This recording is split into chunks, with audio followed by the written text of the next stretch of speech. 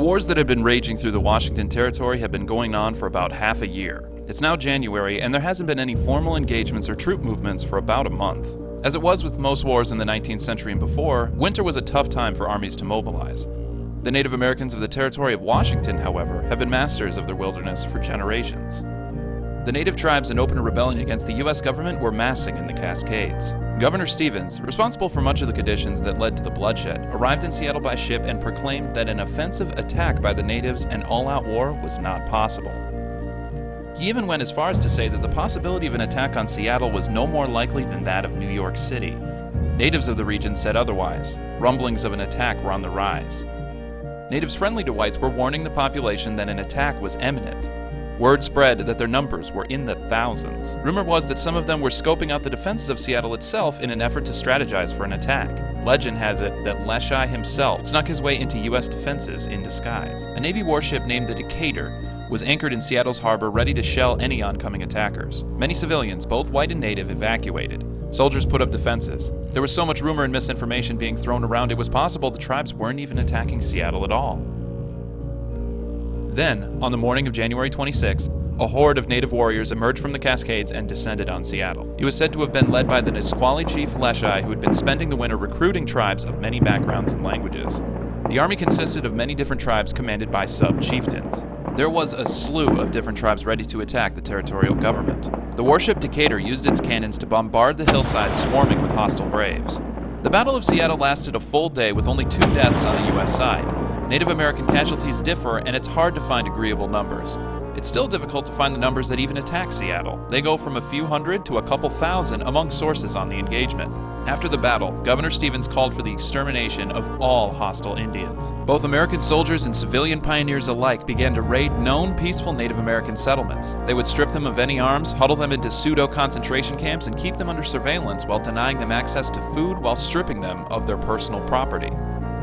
A group of Snoqualmie natives under Chief Pat Canham led a raid on Leschi's camp in the Cascades. The battle lasted 10 hours until the Snoqualmie ran out of ammunition.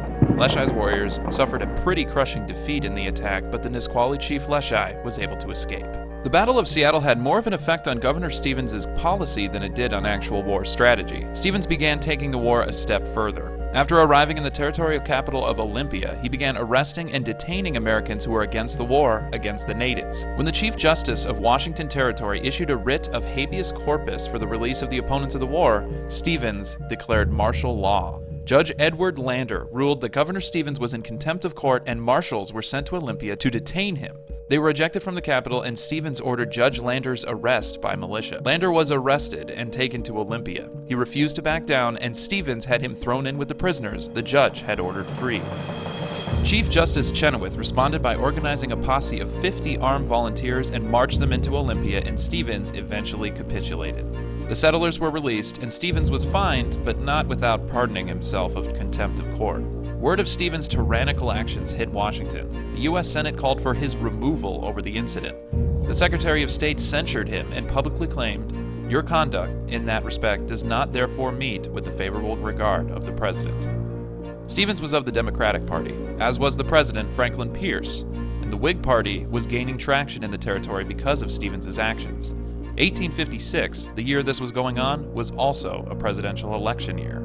As March came around and winter was coming to a close, U.S. troops marching again into the White River Valley captured a Klickitat chief that was responsible for the skirmish at Brennan's Prairie. After the chief's execution, 200 warriors descended on the camp, killing several U.S. troops without any native casualties. The White River Valley was still deemed a hotspot. 9 days later, a much larger force of about 100 men marched back into the White River region to establish a blockhouse. A much larger force of Cascadian natives immediately attacked, but this time the soldiers were prepared. This time, 30 native warriors were killed, with only 4 wounded soldiers on the U.S. side. The Battle of Connell's Prairie was the last major conflict of the Puget Sound War. Many of the tribes of the region were running low on supplies, morale was low, and U.S. forces were pushing farther into their territory. Over in the Walla Walla Valley, a U.S. force of 300 men marched from Oregon, secured the Columbia and Snake River confluence. They run into little resistance, but their presence left much of the valley under U.S. control. Conflict in the region was far from over, but it had reached a bit of a standstill. To the west and downstream on the Columbia, Yakima descended down on a region known as the Cascades Rapids and killed 14 settlers and 3 soldiers. In response, a force was sent up the Columbia River from Fort Vancouver. The Yakima retreated, but not without leaving many of their own behind. All prisoners were executed. Up north in the Cascades, the Puget Sound War was coming to a close. Emboldened by the statements made by Governor Stevens calling for the death of all hostile natives, 30 mounted riflemen raided a group of natives who had gathered to fish on the Nisqually River, massacring them. They were mostly women, children, and elderly who had attempted to escape the conflict of the Puget Sound War by finding refuge in the dense temperate jungles of the Cascades. The Mashal Massacre would be the last major engagement of the war. To the southeast, the 300 volunteers from Oregon marched to the old Fort Walla Walla in an effort to stamp out any Walla Walla and Palouse resistance. They found what they were looking for, and some 300 warriors attacked the regiment at Status Creek. The battle yielded few results on either side, but many resources were expended. After 5 hours of battle, there were a couple casualties on both sides, but nothing detrimental. The Oregonian volunteers retreated back to Fort Dalles. Sensing a stalemate, Governor Stevens made a sincere attempt at ending hostilities. He called for the Second Walla Walla Council, where Walla Walla, Yakima, and chiefs from the other smaller tribes gathered to put an end to the violence. The council negotiations lasted for about a week, but it ended in failure.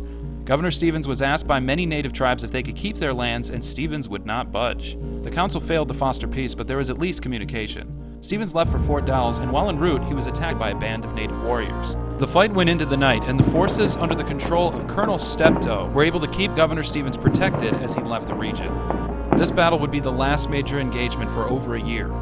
General Wool closed the territory beyond the Dalles to white settlement, and Colonel Steptoe kept settlers from crossing into the Walla Walla Valley. Up north in the Cascades, 3 months later, Governor Stevens convened another council, the Council of Fox Island. He met with the leaders of the representatives of tribes most involved in the Puget Sound conflict. Governor Stevens agreed to changes in the Nisqually and Puyallup reservations and even gave them one more reservation at Muckleshoot. The one thing Stevens asked for that couldn't be promised was the capture of Chief Leschi. Leschi had already gone and made peace with the federal troops in the region, but Stevens would not give up. Leschi sent his brother to Stevens to negotiate a surrender. His brother had been put under Stevens' protection, and overnight he ended up getting murdered in the governor's office. The murderer was arrested, but not brought to trial, because no American would testify against him. Stevens ended up leveraging Leschi's nephew, Sluggia, who had betrayed his uncle and gave away Leschi's whereabouts in exchange for 50 blankets. Leschi was put on trial, and it was deemed a hung jury because the judge proceeding the trial ruled that killing of combatants during wartime was not murder. Not satisfied, he was put on trial again, and this time his lawyers were not allowed to introduce exonerating evidence. When Leschi was hanged, even his hangman had reported, "I felt then I was hanging an innocent man, and I believe it yet." Hostilities in the Puget Sound had now come to an end, and it would be more than a year before the tense relations in the Washington Territory would come to boil over again.